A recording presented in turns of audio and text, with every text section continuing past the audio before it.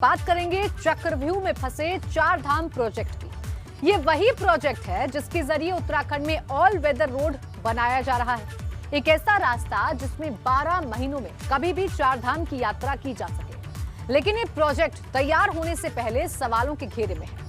Supreme court में इसको लेकर कई याचिकाएं दायर की गई हैं। शिकायत करने वालों ने इस प्रोजेक्ट को पर्यावरण के लिए खतरनाक बताया है, लेकिन सरकार के लिए ये प्रोजेक्ट बहुत अहम है। इसके न सिर्फ धार्मिक दृष्टिकोण है, बल्कि चीन जैसे दुश्मन पर नजर रखने का ये मास्टर प्लान है। कैसे ये प्रोजेक्ट अहम है और क्या है इस पर सवाल, आप इस रिपोर्ट में देखिए।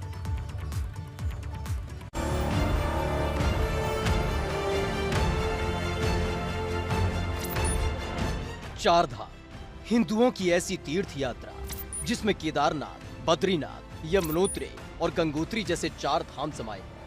लेकिन सड़क कनेक्टिविटी या हमेशा एक समस्या रही है। लेकिन जब केंद्र में प्रधानमंत्री मोदी की सरकार बनी तो उन्होंने इसे अपना ड्रीम प्रोजेक्ट बना लिया, जिसके तहत अब उत्तराखंड में ऑल वेदर रोड बनाया जा रहा है।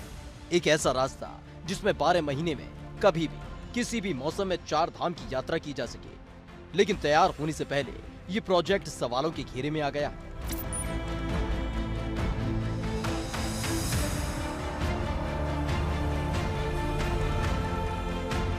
प्रधानमंत्री नरेंद्र मोदी का ड्रीम प्रोजेक्ट है उत्तराखंड में बनने वाले ऑल वेदर रोड को लेकर।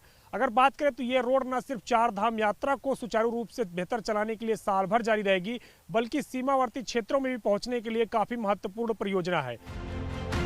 ऑल वेदर रोड की चौड़ाई एक समस्या है। पहले इस प्रोजेक्ट के तहत 5.5 मीटर चौड़ी सड़क बननी थी, लेकिन अब सरकार इसे 10 मीटर चौड़ी बना रही है, जिस पर प्रोजेक्ट के लिए गठित हाई पावर कमेटी ने सवाल उठाया। कमेटी के चेयरमैन रवि चोपड़ा की माने तो 10 मीटर चौड़ी सड़क से पहाड़ों को नुकसान होगा।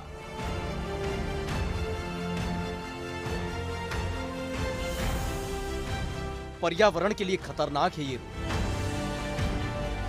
सवाल उत्तराखंड के पर्यावरण का भी है। 7 फरवरी को उत्तराखंड के चमोली में आई आपदा ने इस पर सवाल खड़े कर दिए हैं।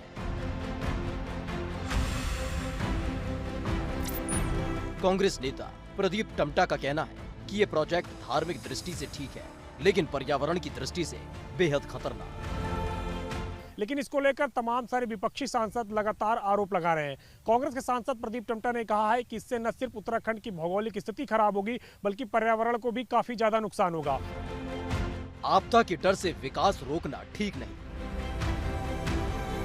वहीं सरकार का कहना है कि इस रोड के बनने से पूरे उत्तराखंड में सड़कों का जाल फैलेगा और पर्यटन और विकास में रफ्तार आएगी। लेकिन आपदा के डर से विकास को रोक देना कहीं से भी ठीक नहीं है, क्योंकि आपदा 1873 में भी आई थी, जबकि उस वक्त न कोई बांध बना था और न कोई सड़क थी, जिससे पर्यावरण को नुकसान पहुंच रहा था।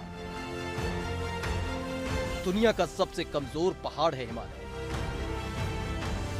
क्योंकि एक सवाल हिमालय की कमजोरी का भी है, क्योंकि हिमालय के पहाड़ को दुनिया में सबसे कमजोर माना जाता है। ऐसे में पहाड़ को काटने से बड़ी तबाही आ सकती है, लेकिन अगर वैकल्पिक रास्ता अपनाया जाए तो इस तबाही से बचा जा सकता है।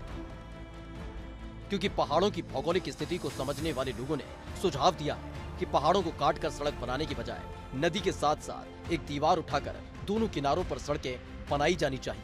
इससे ना तो पहाड़ों को नुकसान पहुंचेगा और ना ही पहाड़ों को काटने से निकलने वाला मलबा तबाही लाएगा।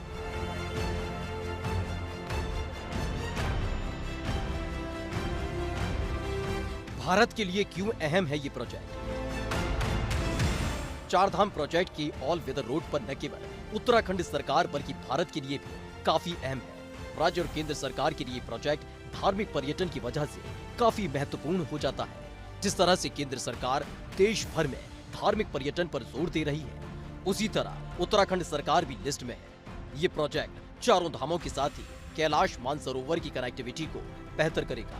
साथ ही प्रोजेक्ट रणनीतिक रूप से भी इसलिए अहम है क्योंकि इसके तहत बनने वाली सड़कें चीन की ओर जा रही हैं, जिससे चीन की चालबाजियों पर नजर रखी जा सकेगी। ऐसे में इन सड़कों के चौड़ा होने से धार्मिक पर्यटन ही नहीं बढ़ेगा, बल्कि इनका रणनीतिक इस्तेमाल भी किया जा सकेगा।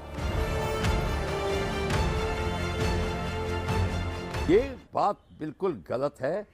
जब ये एनवायरमेंटल की जब की बात आ रही है, फर्ज करिए जिस उदाहरण के तौर पे रनवे बनने वाला है, पेड़ कटेंगे, पर जो आपके पास में ऑलरेडी इको टास्क फोर्स लगी हुई है गढ़वाल के अंदर, जिन्होंने पहाड़ों का कायाकल्प कर दी है, वही इको टास्क फोर्स 1 साल पहले लग जाएगी। जितने पेड़ कटने वाले उतने पेड़ वैसे ही उगा देंगे। पहले टाउनशिप बनानी है तो एनवायरनमेंट में चेंज आएगा, पहाड़ तोड़े जाएंगे, पेड़ कटेंगे, पर अगर आप उतने ही पेड़ अगर लगा देते हैं कोई प्रॉब्लम नहीं है। मतलब भारत सरकार इस प्रोजेक्ट के जरिए उत्तराखंड का धार्मिक विकास पर तो जोर दे ही रही है, साथ ही इसके जरिए सीमा पर सुरक्षा का कवच भी तैयार किया जा रहा है। सरकार की ये योजना 12,070 करोड़ रुपए की है, जिसमें 825 किलोमीटर की सड़क बननी है। स्पीकर महोदय, सम्मानीय सदस्यों ने जिस सड़क का उल्लेख किया है वो देश के इतिहास की बहुत महत्वपूर्ण सड़क है। ये 4 धाम प्रोजेक्ट यानी बद्रीनाथ, केदारनाथ, गंगोत्री, यमुनोत्री को ऑल सीजन यानी साल भर हम कभी भी जा सकते हैं। अभी फिलहाल हम 6 महीने जा सकते हैं। तो इसके बारे में भारत सरकार ने ये महत्वाकांक्षी प्रोजेक्ट लिया है। आदरणीय मोदी जी ने इसका भूमि पूजन करके शुरुआत भी की है और ये टोटल प्रोजेक्ट 12,000 करोड़ का है। इसमें से 53 प्रोजेक्ट्स टोटल आते हैं, 53 पैकेजेस है प्रोजेक्ट्स में, 53 पैकेजेस है। उसमें से 13 पैकेजेस जो थे वो अंडर प्रोसेस है और 40 प्रोजेक्ट पर ऑलरेडी काम शुरू है।